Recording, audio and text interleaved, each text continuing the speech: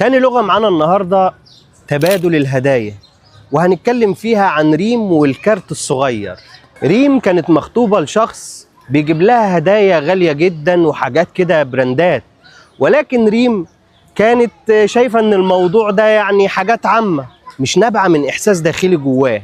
حصل حدث مهم في حياة ريم وهو عيد ميلادها.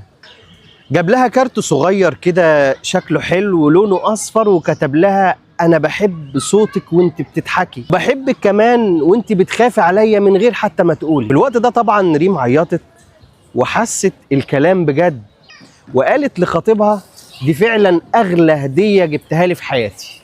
مش لان الكارت غالي، لا، لانه حس ولمس مشاعرها. الناس اللي لغتهم كده مش شرط خالص ان انت تجيب لهم هدية غالية جدا او حاجة براند، ولكن هم بس عايزين يحسوا ان انت ضيعت وقت في انك تفكر فيهم.